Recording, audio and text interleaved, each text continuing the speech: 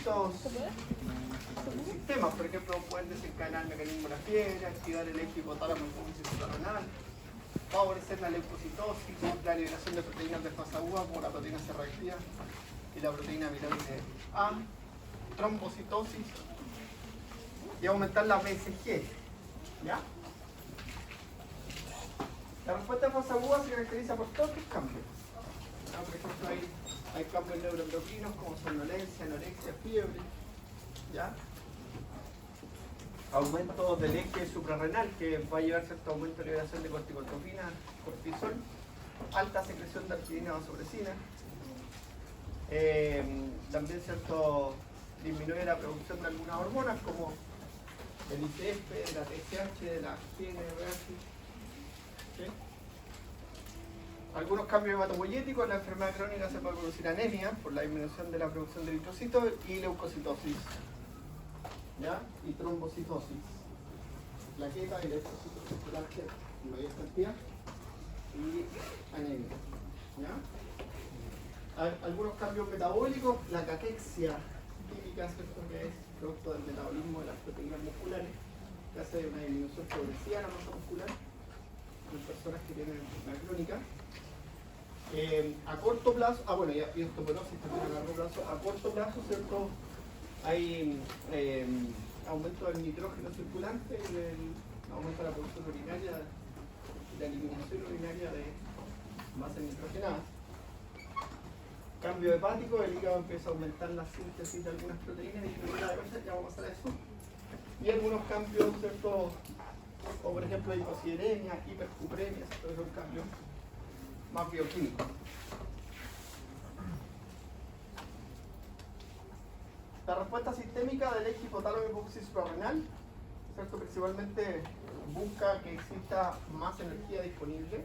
Ese es el objetivo central del eje hipotálamo hipófisis suprarrenal, ¿cierto? Aumentar la glicemia, favorecer, ¿cierto? La función cardiovascular y respiratoria, ¿ya? Para una mayor movilización de los componentes energéticos, ¿ya? Y la utilización de las grasas como principal fuente energética. Y otra función que tiene, ¿cierto?, es regular la respuesta inmune en la fase aguda. Regular la respuesta inmune. En la fase crónica, ¿cierto?, tiende a disminuir la respuesta inmune. De ahí a provocar inmunosupresión. Y en exceso, obviamente, igual produce inmunosupresión. Ahí, mira, aquí por ejemplo en esta tablita nosotros vemos la proteína C reactiva y la proteína amiloide sérica, ¿cierto?, en altas concentraciones, ¿ya? Por sobre la línea 0, que sería como la concentración basal. Entonces ahí nosotros vemos que la albúmina y la transferrina disminuyen sus concentraciones, pero otras proteínas como C3, que es el complemento, aptoglobina, que es fijadora de hierro, fibrinógeno, que participa en la coagulación, el péptido amiloide sérico y la proteína C reactiva, que la proteína C reactiva activa el complemento, además de opsonina, ¿ya? Aumentan sus concentraciones, pero considerablemente, ¿ya? El porcentaje del cambio, ¿cierto?, es 30.000% más. Ya. Bueno, proteínas de fase aguda positivas son aquellas que aumentan su concentración en la respuesta de fase aguda, y las proteínas de fase aguda negativas son las que disminuyen su concentración en la fase aguda. Las que aumentan, ¿cierto?, son proteínas del complemento como C3, C4, C9, el factor B, que es un factor de la vía alternativa. Las proteínas reguladoras como el inhibidor de C1, la ligante de C4 o la lectina ligante manosa también aumentan su concentración. ¿Ya? Esas van a favorecer la activación del complemento y la regulación del complemento. Proteínas de la coagulación y del sistema fibrinolítico como el fibrinógeno, el plasminógeno, el activador tisular del plasminógeno, la uroquinasa, la proteína S, ya todas aumentan. Antiproteasas como la alfa-antiquinotripsina, ¿ya? Proteínas de transporte como la celulolamina, la aptoglobina, la hemopexina, proteínas que participan en la respuesta inflamatoria como la fosfolipasa 2, crítica, ¿ya? Y otros, ¿cierto?, como la proteína C reactiva. Esos factores que están allá, ¿cierto?, disminuyen su concentración en la respuesta de fase aguda, la producción de albúmina disminuye, ¿ya? La producción de transferrina y transthyretina también. La alfa-fetoproteína disminuye. La alfa-fetoproteína es importante porque es una proteína de transporte de algunos fármacos y en algunas es crítica. Se sabe mucho de ella porque la alfa-fetoproteína disminuye durante la gestación también. O sea, algunos medicamentos tienden a ser tóxicos durante la gestación. Por eso, solo por eso. ¿No? La globulina ligante de dioxina, ¿cierto? Y los factores de crecimiento análogos a la insulina. Y también el factor 12, que es de la coagulación. Ya vimos, ¿cierto? Los factores de crecimiento análogos a la insulina disminuyen en condiciones de enfermedad. Ya, la proteína C reactiva es un marcador inespecífico de una infección en fase aguda o una inflamación en fase aguda. Ya, normalmente, ¿cierto? La elevación marcada se da en infecciones bacterianas agudas, entre un 80 y 85% de los casos, en un paciente politraumatizado o en un paciente con vasculitis sistémica. Ahí va a tener concentraciones muy marcadas, ¿ya? Sobre 10 miligramos por 100 ml. La concentración normal es bajita, menos de 1 miligramo, ¿ya? 0,3 miligramos en realidad es la concentración que se considera normal. 0,3 miligramos.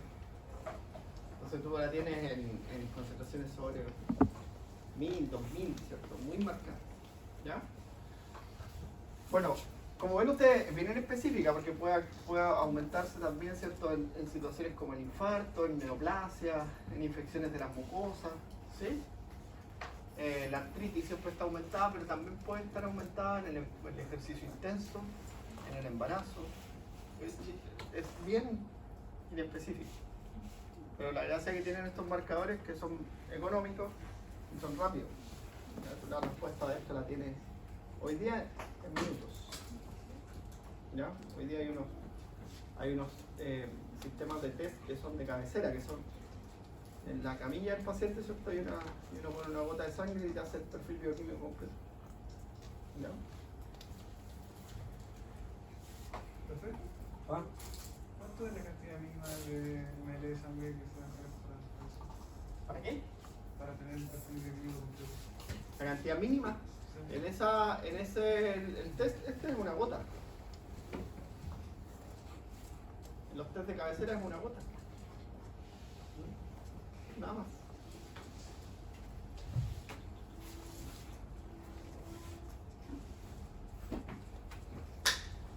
Ya. La BSG, que es la velocidad de sedimentación globular, mide el tiempo en que tarda en precipitar una muestra de sangre en una columna. Eso mide. Entonces se clasifica en milímetros. Normalmente, ¿cierto? El valor normal es hasta 18-20 milímetros. ¿Ya? Va a estar aumentada, o sea, va a descender más milímetros por unidad de tiempo cuando tengamos algún proceso inflamatorio en curso.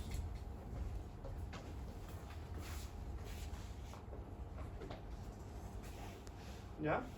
Pero también, ¿cierto? La VHS o la BSG, como quieran ustedes decirles, velocidad de hematosedimentación o velocidad de sedimentación globular, como le quieran ustedes decir, puede estar alterada en condiciones que son condiciones de salud, como la gestación, ¿ya? En las mujeres, por ejemplo, en mayor también, en adultos mayores también. Entonces son pruebas inespecíficas, pero el costo es prácticamente nada, ¿ya?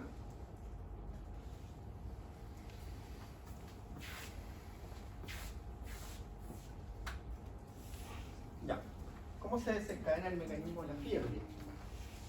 La fiebre, ¿cierto? Es un proceso biológico que tiene una función inmunológica, ¿cierto? Que es evitar la replicación bacteriana por cambio térmico o la replicación viral, ¿ya?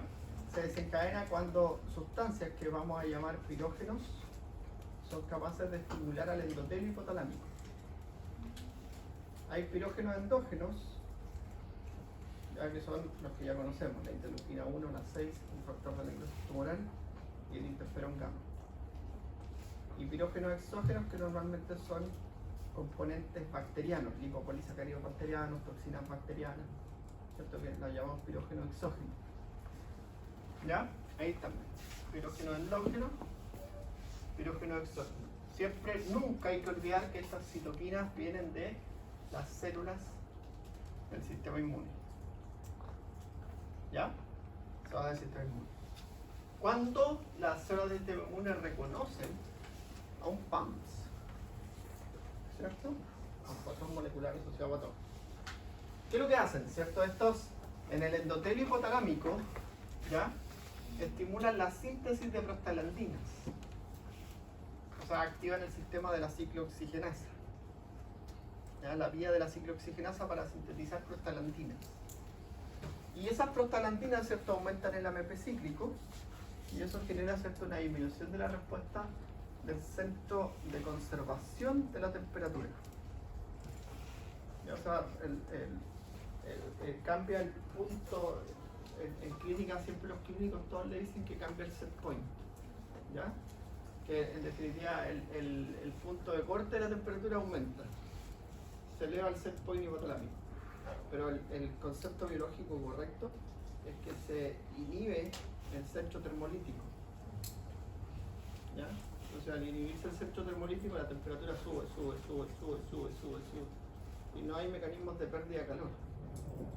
Por eso normalmente tú ves un niño con fiebre y no suda. Está con la piel seca y caliente. Porque su mecanismo termolítico está bloqueado. ¿Ya? Entonces, se empieza a desencadenar mecanismos que tienden a aumentar la temperatura, como los temblores. Porque el centro no te está mandando la señal de que la temperatura está regulada. Entonces, empieza a activar mecanismos para aumentar la temperatura. Claro, no hay respuesta todavía. Entonces, tu cuerpo empieza a aumentar los mecanismos de conservación de temperatura. ¿Ya? Como el temblor, que puede producir calor. ¿Ya? Entonces, vasoconstricción y temblores, ¿cierto? Y eso, ahí tenemos fiebre, que normalmente, ¿cierto?, se clasifica dependiendo del autor. ¿Ya? Esta, yo traté de tomar la de Lancet, que a mí me gusta, ¿cierto? La revista Lancet, no sé si la conocí. Es una revista médica famosísima, como la New England Journal of Medicine y Lancet. Para mí son las mejores revistas de artículos médicos, ¿ya? Son prestigiosísimos, un prestigio terrible. Lancet publica el Lancet, yo creo que uno se queda en su casa a esperar que lo vayan a entrevistar del National Geographic, ¿cierto?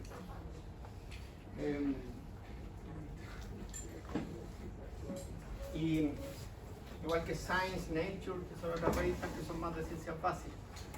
Y esa establece estos criterios para la temperatura rectal, oral, axilar y timpánica, fiebre. ¿Ya? Ahora, ¿qué toman ustedes para fiebre?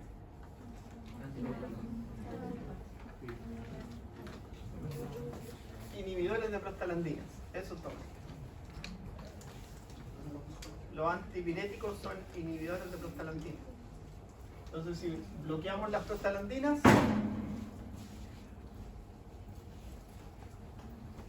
se rompe la inhibición y se activan los mecanismos termolíticos. Y uno dice, ¿qué está pasando cuando empiezan a sudar? ¿Sí? Cuando recuperan los mecanismos termolíticos.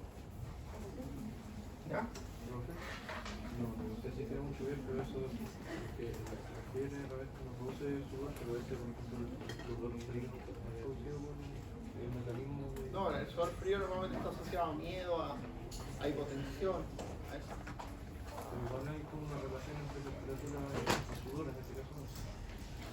Sí, porque el sudor es el principal mecanismo que tiene el cuerpo humano para perder calor. Ya. Pero el sudor frío normalmente está asociado a miedo, a hipotensión. Profe, en este caso, ¿cómo actuaría cuando uno se pone pañito helado? Estás tratando de ayudar un poco al centro termorregulador a eliminar, a disminuir el incremento de la temperatura, el pañito helado. ¿Sí? Pero eso no haría que haya más vasoconstricción, por ejemplo. No, porque normalmente se ponen en lugares, la frente, la nuca, las manos. Son lugares donde hay flujo sanguíneo continuo y ayuda a eliminar la temperatura por convección. Eso es definitivo. El hielo traspasa la temperatura y tus vasos sanguíneos traspasan la temperatura del hielo y así.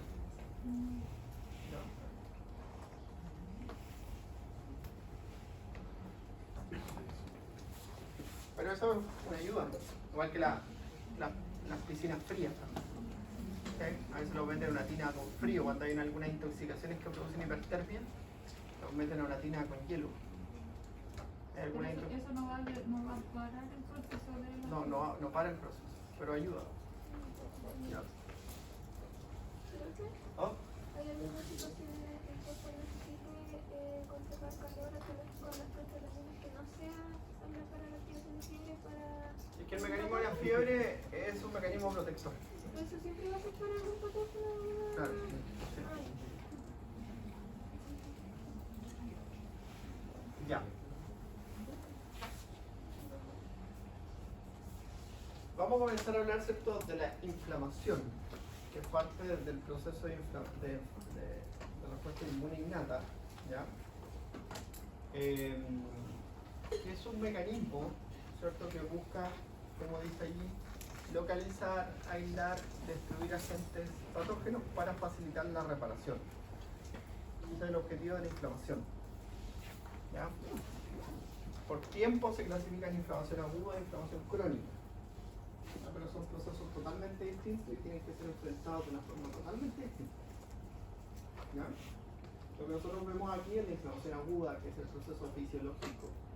Después ustedes, patología, ven la inflamación crónica, ¿ya? Que es el proceso fisiopatológico.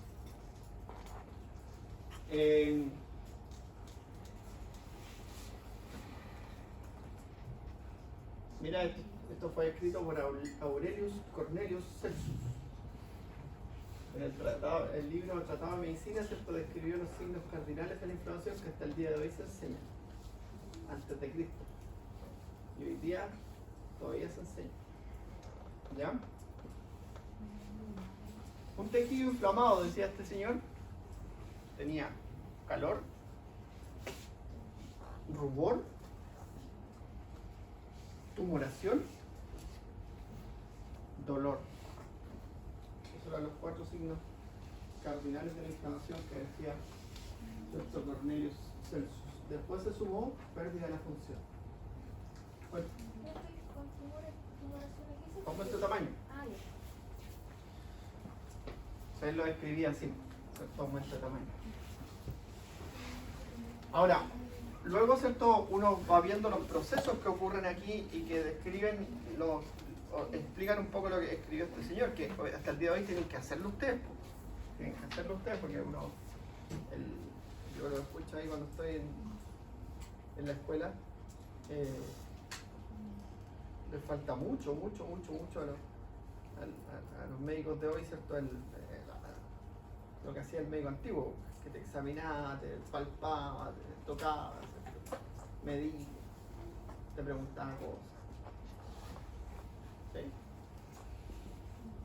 Nosotros tomamos los EUNACOM los sábados, el EUNACOM práctico, y a veces algunos llegan al diagnóstico con el puro examen, sin preguntar nada. Y eso es súper importante, preguntar cosas, hacer el examen físico. Entonces esto se describe a través del examen físico. Este señor lo describió así, veía un tejido inflamado tocando la estructura, con dolor, con calor, rubor, ¿sí? Y bueno, el calor, ¿cierto?, se produce porque hay un aumento, hay una vasodilatación periférica. Entonces, ¿cierto?, hay aumento del radio y disminución de la resistencia capilar periférica en la zona. Para eso, ¿cierto?, vamos a conocer muchas sustancias que se liberan aquí que son vasodilatadores. La histamina, la bradicina, las prostaglandinas, vasodilatadores. Después, ¿cierto?, para que ocurran ¿Por qué eso aumentaría el calor? O no digo por el calor. calor, ¿sí?, porque aumenta el flujo sanguíneo. Está más irrigado el tejido. ¿Sí? A esta altura ya le llegó a sus manos sangre. ¿Cómo tiene sus manitos? Más calentito, ¿cierto? Con el guaterito. ¿Sí? Ya. Aumenta la permeabilidad de los vasos sanguíneos. Eso quiere decir que, mira, aquí los espacios entre las células endoteliales aumentan. Y eso permite el exudado. ¿Ya? Cuando ocurre esto, mira, cuando ocurre vasodilatación puede haber salida de líquido, porque aumenta la presión hidrostática. ¿Sí? Pero la salida de líquido en estas condiciones es un transudado. Es un líquido pobre en proteínas. ¿Ya? Para que salgan las proteínas yo necesito aumentar la permeabilidad del vaso sanguíneo. Necesito que los espacios entre las células epiteliales aumenten y permitan la salida de proteínas. ¿Ya? Y eso se llama exudado. Y las sustancias que aumentan la permeabilidad vascular son distintas a las sustancias que producen vasodilatación. A veces son lo mismo, pero el proceso es distinto y eso tiene que grabarse. Entonces ahí aumentan la permeabilidad de un vaso sanguíneo, los factores del complemento, C3, C4 y C5A. Algunas citoquinas, como la interleuquina 1. ¿Ya? Aumentan la permeabilidad del vaso sanguíneo. ¿Ya? Después tenemos, ¿cierto?, extravasación de células. ¿Por qué? Porque hay un proceso biológico aquí en el cual, ¿cierto?, va a haber un aumento en la expresión de moléculas de adhesión en la membrana del endotelio, que va a permitir que los granulocitos que van circulando, los neutrófilos y los monocitos, ¿cierto?, que son agranulocitos, se adhieran y transmigren. ¿Ya? Y eso es porque los neutrófilos y los monocitos que después se diferencian en macrófagos son necesarios. Al líquido extracelular, donde está la lesión. ¿Ya? Ahí vamos a hacer un buen tema.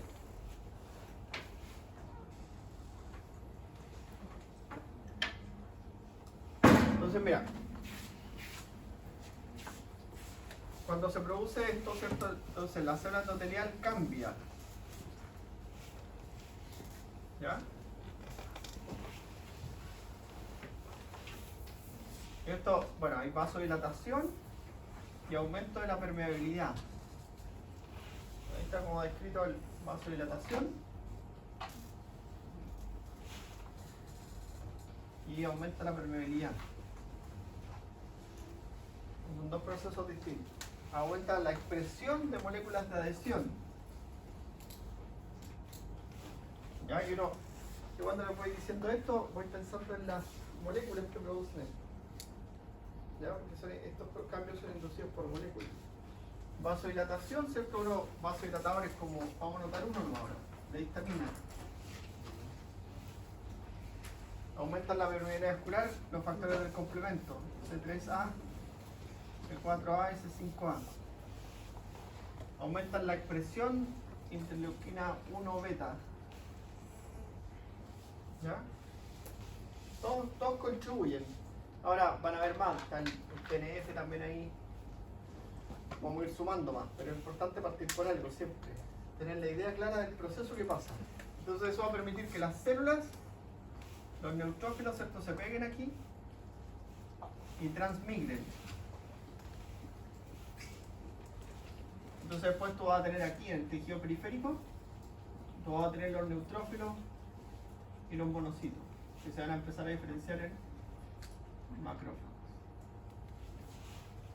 Y ahí es donde van a hacer la reparación del tejido. ¿Ya? Entonces hay aumento en la irrigación, calor, rubor, aumento de la extravasación. Hay salida de líquido rico en proteínas y células, tumoración. ¿Ya? Y todos estos mediadores, todos son capaces de estimular a las fibras nerviosas que están aquí y producir dolor. ¿Ya? Porque esta fibra nerviosa es sensible a todos los mediadores de la inflamación.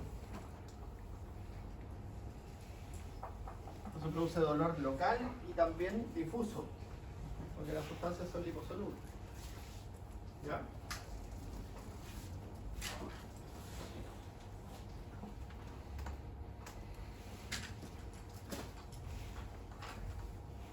Bueno, la inflamación es parte tanto de la inmunidad innata como de la inmunidad adquirida. ¿Ya? Solo que en la inmunidad adquirida va a pasar esto, mira. Por ejemplo, el mismo macrófago. El mismo macrófago se va a comportar como una célula presentadora de antígeno y se lo va a presentar a los CD4. ¿Ya?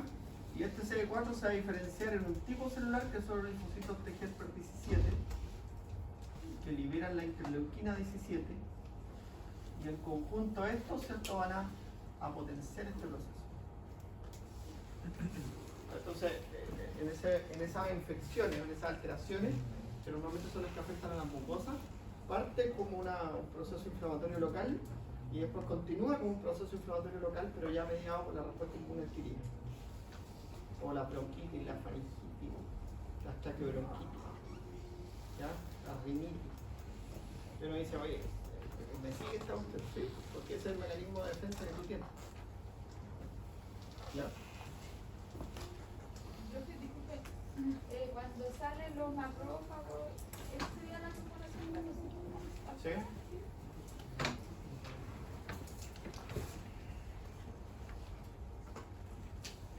Ahí están, ¿ven? Entonces esto es mucho más explicativo, ¿cierto? Ahí tengo un video, veamos.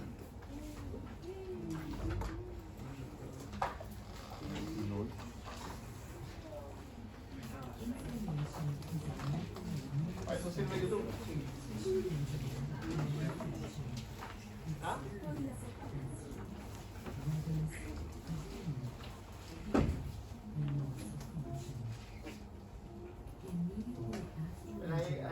Hay extravasación. Eso es, lo primero es parte de la hemostasia, porque siempre que hay una lesión hay un daño en vasos sanguíneos. Entonces ahí va a ocurrir vasoconstricción y formación del tapón plaquetario, que es parte de la coagulación. Se va a formar la malla de fibrina. Pero mira, las células dañadas están liberando mediadores. ¿Ven?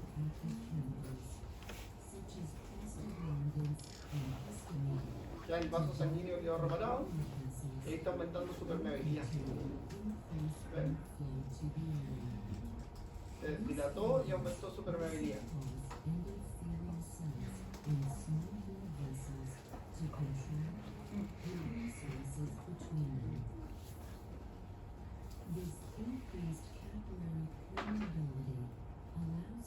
Y eso permite la extravasación de un líquido rico en proteínas. ¿Ya? Se llama exudado. El exudado inflamatorio. Y también las células, mira, los neutrófilos son atraídos por quimiotaxis, así se llama ese proceso, quimiotaxis, son atraídos por moléculas. ¿Ya? Como la interleuquina 8. El leucotrieno B4 son dos quimiotácticos.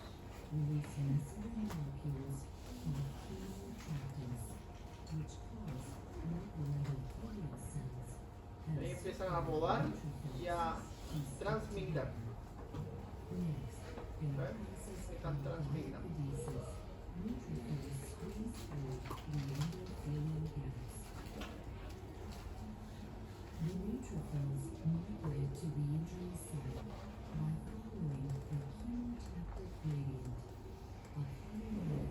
El neutrófilo hace la fagocitosis.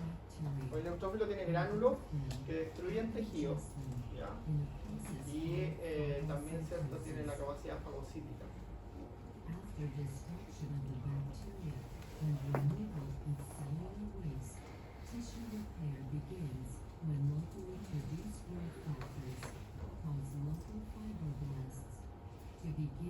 Y comienza en paralelo el proceso de la reparación.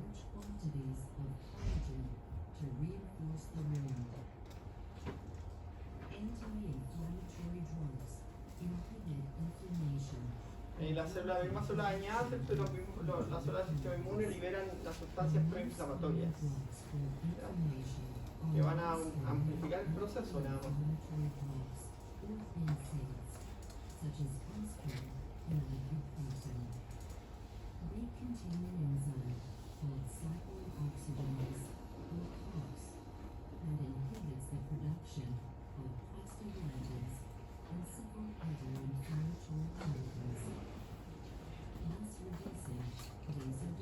Ahí están los NSAID, ¿cierto? Son los antiinflamatorios no esteroidales que inhiben la ciclooxigenasa. Entonces disminuyen la respuesta inflamatoria aguda. Ahí está.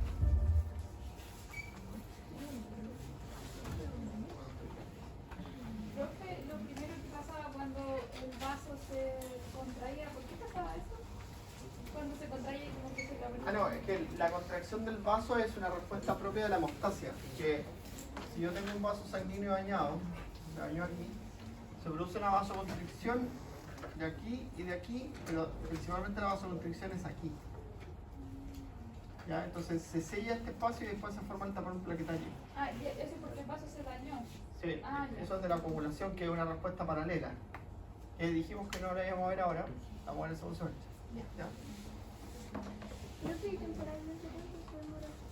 Temporalmente tarda hasta que el vaso se repara, se mantiene de forma temporal. Es una respuesta propia del músculo liso. ¿Y se va a depender del tamaño de la...? El tamaño de la lesión, por supuesto. ¿Ya? Ya, entonces todo esto está pasando en el lugar de la lesión. Los PAMs están siendo reconocidos, ¿cierto? Este tejido dañado está liberando citoquinas, está liberando patrones moleculares asociados a daño, ¿ya? Y estas citoquinas, ¿cierto?, liberadas por estas células, activan la respuesta en fase aguda sistémica y también generan cambios letales, ¿ya? Entonces ahí tenemos, por ejemplo, interleuquina 8, que es un quimioatrayente, ¿ya? Una quimioquina. Tenemos los interferones, ¿cierto?, que ayudan a la diferenciación de los monocitos macrófagos y aceleran su actividad fagocítica, ¿ya? Y esto que ustedes ven ahí, ¿cierto?, es la línea de Helper 17 que media la inflamación como parte de la respuesta de inmunidad adquirida, ¿ya?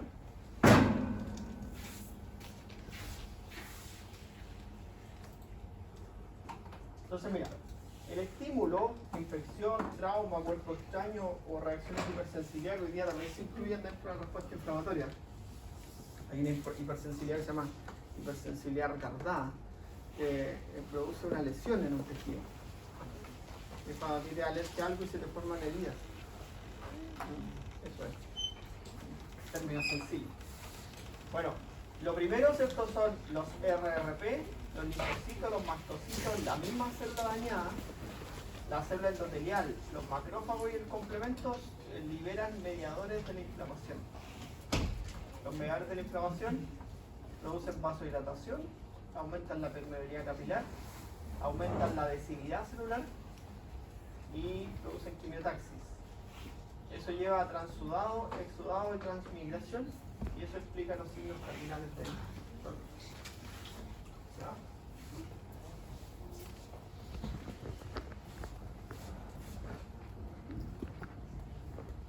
Ahí tienen, por ejemplo, en el tejido inflamado, entonces vemos nosotros cómo se sobreexpresan en la célula endotelial las moléculas de adhesión celular, que se llaman moléculas de adhesión celular vascular o moléculas de adhesión celular integrina, ¿cierto? Y tienen distintos nombres, ¿ya? Pero todas son moléculas de adhesión celular que van a permitir, ¿cierto?, que empiecen a marginarse, a rodar y a transmigrar, porque cuando se unen estas moléculas con los receptores de los neutrófilos, adquieren esa capacidad, ¿cierto?, de transmigración, ¿ya?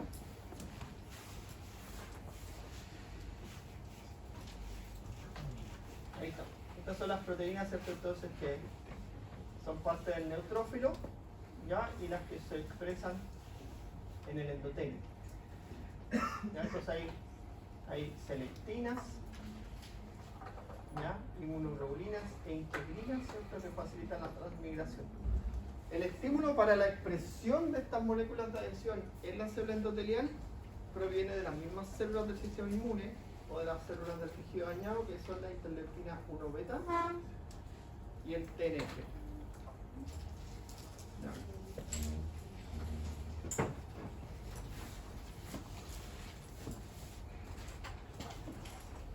Ahora estas, por ejemplo, las PCAM son críticas en el proceso de diapedesis y transmigración.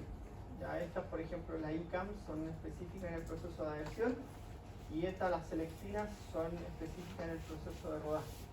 ¿Ya?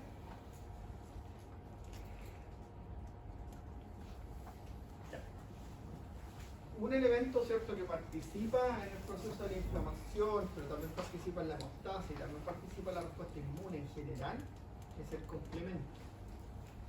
El complemento está formado por proteínas plasmáticas solubles que están inactivas en el plasma y que se van a activar. ¿Ya? Cuando se activan, normalmente se dividen en dos moléculas que son funcionalmente activas. El nombre, ¿cierto?, de las proteínas por su orden de descubrimiento. ¿Ya?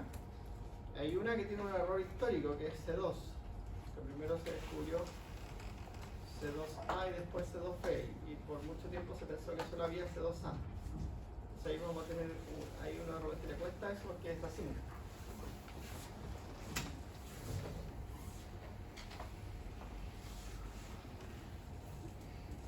Vamos a tratar de explicarlo para que después los monitos sean más fáciles. Bueno, C1, ¿cierto?, está formada por la subunidad Q, R y S. ¿Ya? Entonces, C1 tiene dos formas de activarse. La forma clásica es se activa cuando se une un complejo antígeno-anticuerpo. ¿Ya? Esa es la forma clásica. Y constituye la activación a través de la vía clásica. ¿Ya? Ahora, hay una que la otra forma es medio mentirosa porque no es C1. Sino que C1 es así, mira. Es una molécula así. ¿Ya? Y pasa que hay otra molécula que es igual así. Que se llama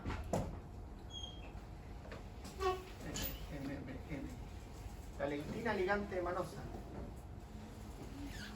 ¿Ya? La lectina ligante manosa. Que es igual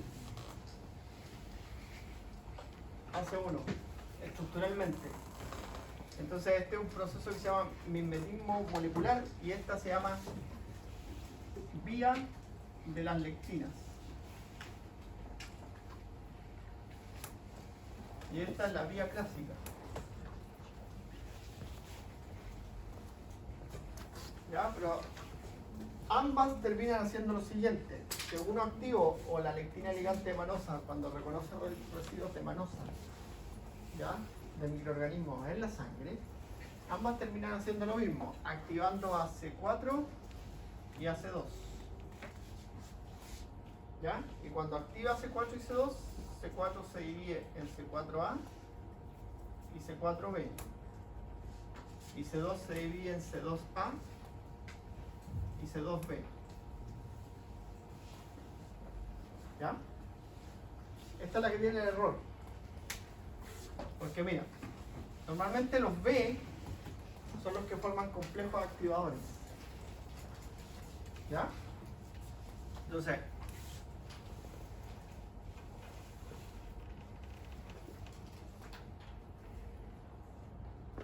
C2A con C4B forman el complejo activador C3 convertasa.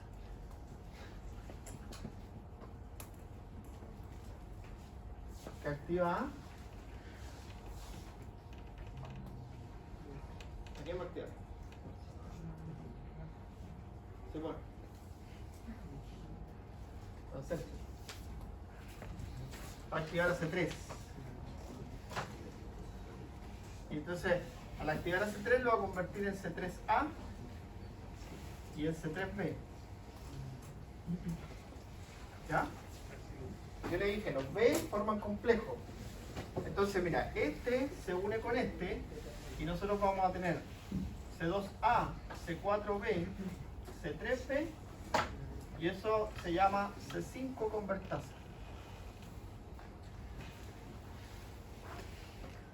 Y ese va a activar a C5. ¿Ya? Y C5 activa a C6, C7, C8 y C9. Y a C9 lo sobreactiva. ¿Ya? Y con esto forma lo que se conoce como el complejo de ataque a la membrana, que es un poro en la célula que permite la entrada de agua, ¿cierto? Y la célula se muere por lisis. ¿Ya? Con esto forma el complejo de ataque a la membrana. Ya, pero mira, en el camino fueron quedando algunos, ¿cierto? En el camino fue quedando este, y fue quedando C5A. ¿Ya? Esas moléculas C4A, C3A y C5A. Ese es C5, ¿no? El que Sí. Sí, disculpe, no lo puse. Forman complejos, siempre forman complejos los B. Entonces, C3A, C4A y C5A aumentan la permeabilidad vascular, favorecen la degranulación de los mastocitos, ¿ya? Son quimiotácticos, atraen células, cumplen funciones como una molécula efectora, ¿ya? Y los B, normalmente el C3B y C4B funcionan como opsoninas. ¿Qué significa eso? Que van a ir a pegarse, ¿cierto?, a la célula infectante y las van a marcar. Entonces, todas las moléculas o todas las células o los subproductos opsonizados después son fagocitados por los macrófagos más fácilmente o se unen anticuerpos. Y cuando se unen anticuerpos también son más fácilmente fagocitados porque todas las células fagocíticas expresan receptores de anticuerpos. ¿Hoy tienen prueba hoy día o alguna cosa? 50% de gente durmiendo. ¿De qué tuvieron prueba? Ah, ¿verdad que tenían distorsión? ¿Y cómo les fue? ¿Ven? Sí tienen que salir de fisio igual, pues, ¿ven? Bien. Yo salí así. ¿Sí? Pero bueno, esto es nada.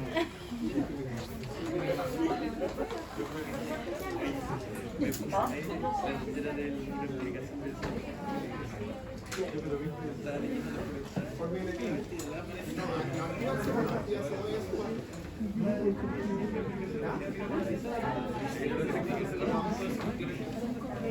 Ya verá.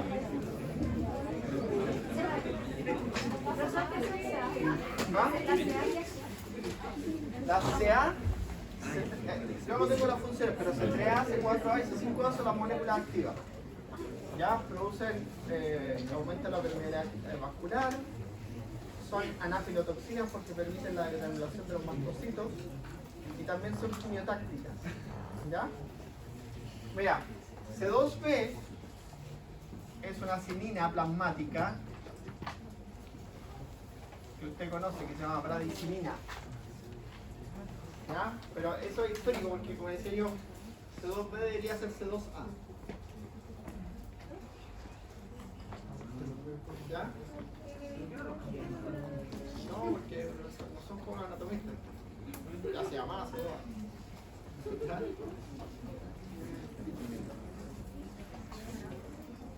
Y entonces se lo partí completamente. ¿Ah? Entonces se lo debería formar un complejo. Claro, pero el C2A forma el complejo. Está aquí, pues el C3 convertasa. Claro.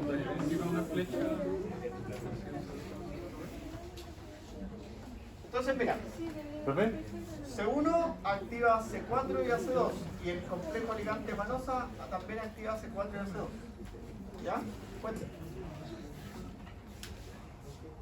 ¿Qué significaba el dibujo donde sale el agua?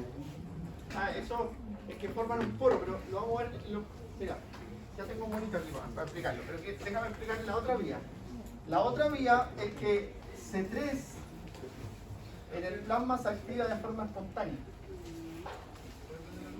Entonces se divide en C3A y C3B.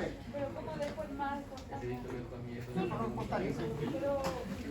¿Algún cambio osmótico o solo? De forma espontánea. Se ha estudiado que lo puede activar la proteína C reactiva. ¿Ya? Lo puede activar la proteína C reactiva. Ya, y C3 activa un factor que se llama factor B. ¿Ya? Y forma el C3B, B. Y este es el C3 convertasa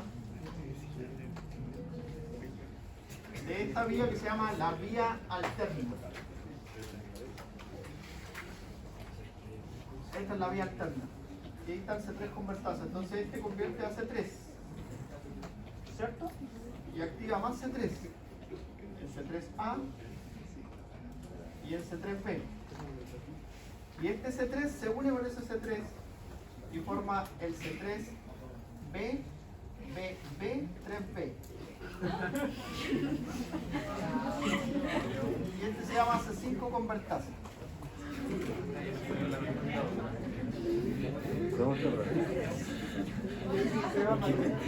Ya sé.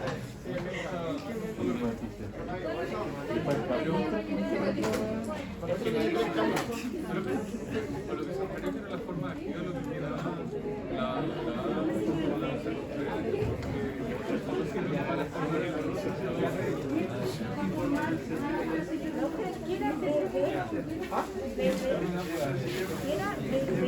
El factor B activo. ¿Ya? Con mantita. Está bueno esa. La vía alterna.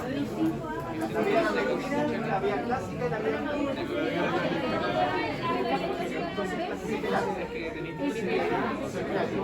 Bueno, te lo voy a pedir en el que...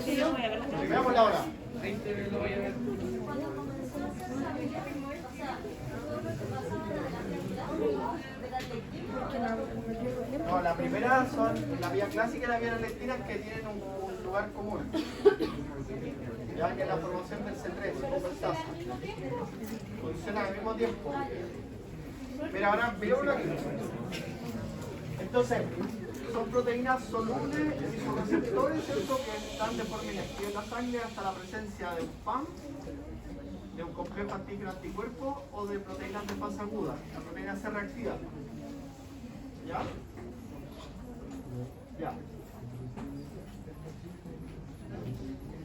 Mira, ahí tienen la vía clásica, entonces ahí está C1, ¿ya?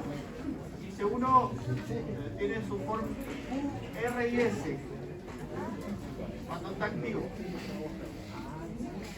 Se une a un complejo antígeno anticuerpo y así queda activo. ¿Ya? Normalmente, mira, y es similar a la lectina ligante de Manón. ¿Ya? Entonces, esto se llama mimetismo molecular. Y esto activan a C4 y a C2. Y forman el complejo C3 convertasa con C2A y C4B. C2A y C4B que van a activar a C3. ¿Ya? Entonces, una vez que se activa C3, se convierte en C3A y C3B. Y el C3B se une al mismo complejo y forma el C5 convertasa. Y el C5 convertasa, ¿cierto? Activa C5 y C5A y C5B. Y el B activa C6, C7, C8 y forma un complejo. Y un poli C9 y forman esto que se llama el complejo de ataque a la membrana. Entre todos los Entre todos son necesarios.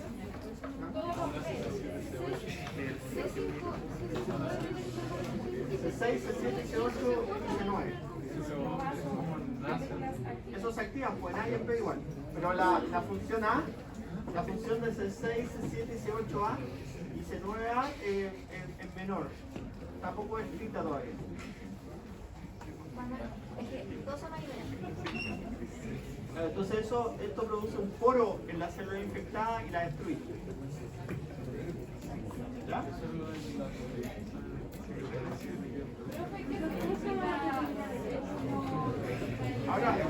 Ahora vamos para acá, mira. la vía alternativa. En la vía alternativa un factor D que se le atribuye ese nombre al factor of disease. Factor D se le atribuye ese nombre a un factor of disease que debería estar aumentado en las personas que tienen un proceso inflamatorio en curso en el plasma. ¿Ya? Que sería, por ejemplo, la proteína C reactiva, la proteína amiloide sérica. Todas estas proteínas que libera el hígado son capaces de activar estos factores. ¿Ya? Entonces eso activa por hidrólisis, por eso que sale el agua a C3. O sea, que no es tan espontáneo. Es espontáneo. Pero es espontáneo Es que se activa en el plasma solo. Pero tiene que haber uno. Pero cuando hay más factores se activa en más proporción. ¿Ya? Ya mira. Es que creo que lo que dice la Tati es que como tiene que estar el factor disease, tiene que sí o sí Es que no es condicionante, porque puede estar. Ah, ya. Si no está, se ha visto que igual se activa. Ah, ya. ¿Ya? Ya mira, y ahí tienen C3 se une al factor B y también lo diferencian BA y BB. Y el C3B, BB forma el C3 convertase. Y después se une, mira, el C3B se une con el BB y el 3B y forma el C5 convertase. ¿Ya? Y estas son proteínas de anclaje. Y ahí todos los que aparecen ahí con esa flechita así son inhibidores. El inhibidor de C1, está el inhibidor de C4, que son los sistemas de regulación que tienen complemento. Ya que de dos formas distintas se puede formar el C3, no puede ser que se use el OS. ¿Es qué? Por ejemplo, que del C3B se forme el C5. No, porque necesitas tú el complejo. C2A, C4B y C3B. ¿Ya? Pero cualquiera de estas formas se puede formar el C5. Sí, pero tú necesitas la vía alternativa y la vía clásica generan mayor producción con mayor estabilidad de C5. ¿Ya?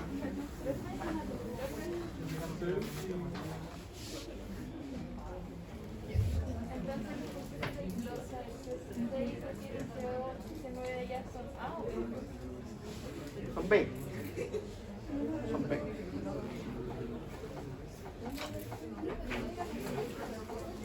¿Ah? B. B son las proteínas que forman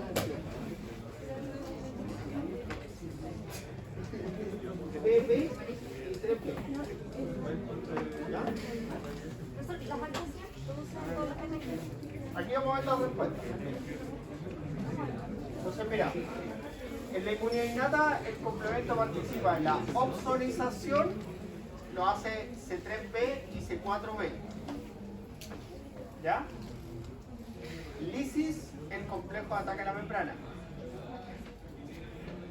Quimiotaxis, inflamación y activación celular, C3A, C4A y C5A.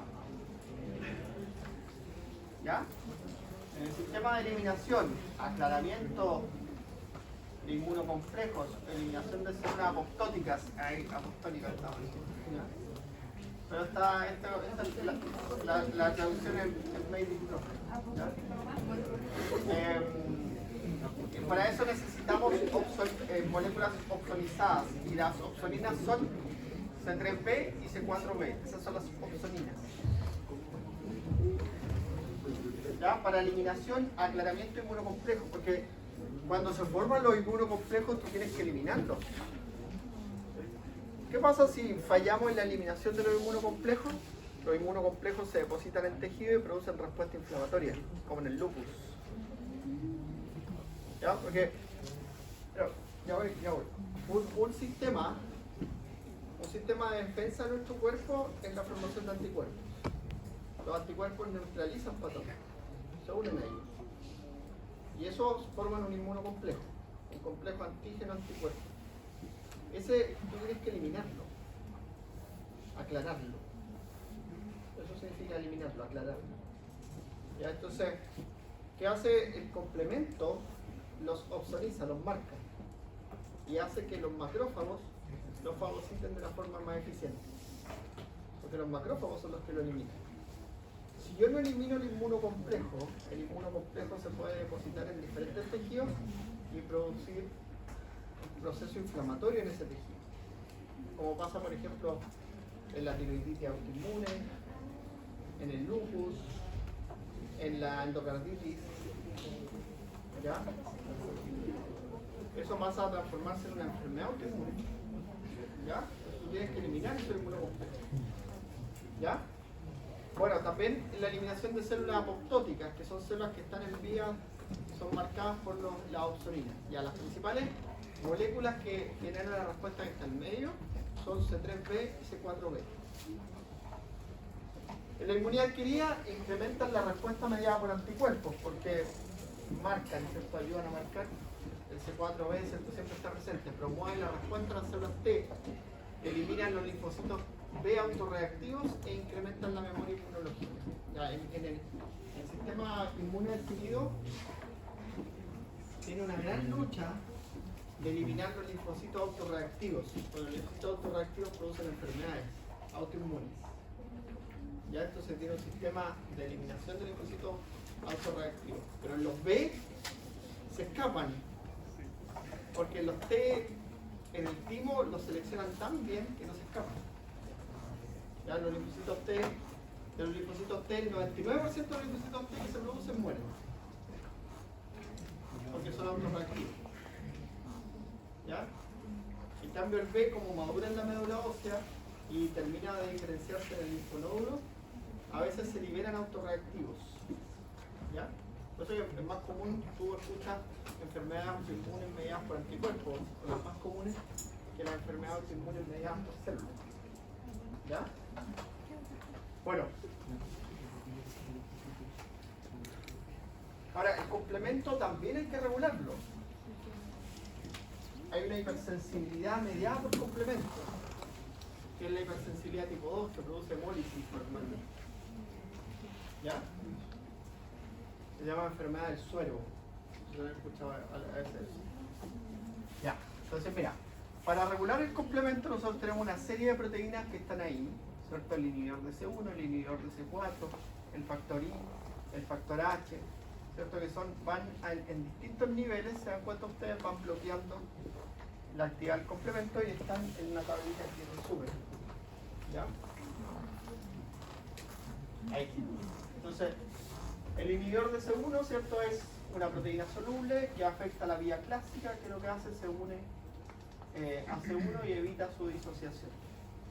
¿Ya? Entonces afecta solo la vía clásica porque en la vía clásica es necesario C1. La proteína ligante de C4, ¿cierto? También es una proteína soluble que afecta tanto la vía clásica como la vía de las lectinas, porque ahí es donde funciona el C4, ¿se acuerdan? Entonces, ¿qué es lo que hace? Bloquea la formación del complejo C3 convertasa al unirse a C4b. ¿Ya? El factor H, que también es un factor soluble que afecta la vía alternativa, que bloquea la formación de C3 convertasa al evitar, ¿cierto? En la ruptura del C3 de forma espontánea. Por eso que afecta solo a la alternativa. ¿Ya? Ahí tiene, ¿cierto?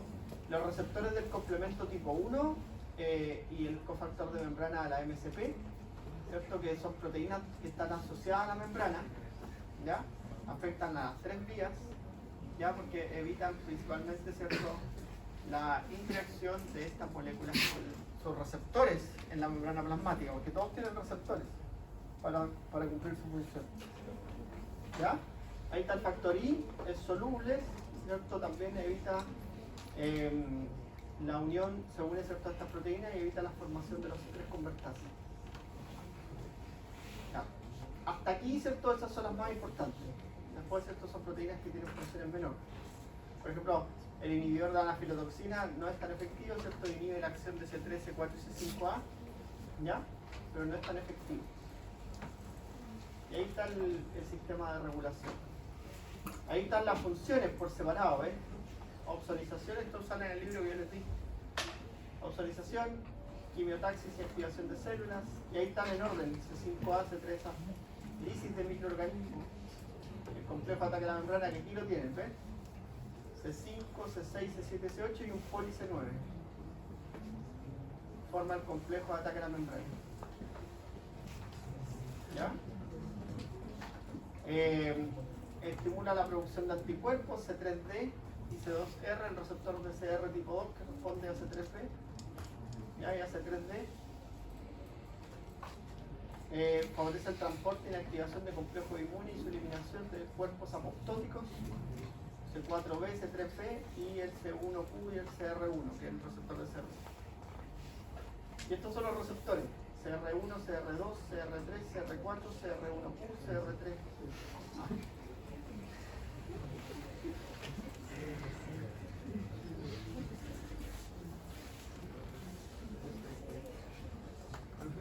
¿Alguna enfermedad?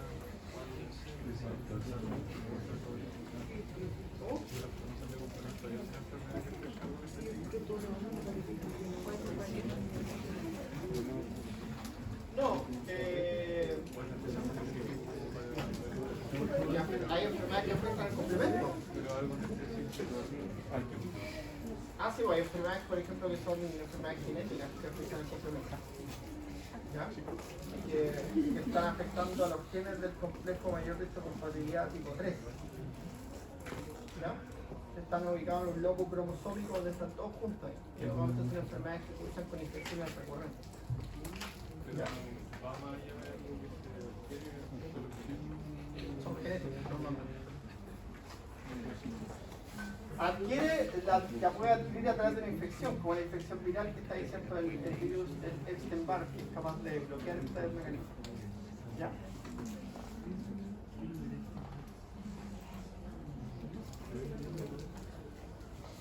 Estamos.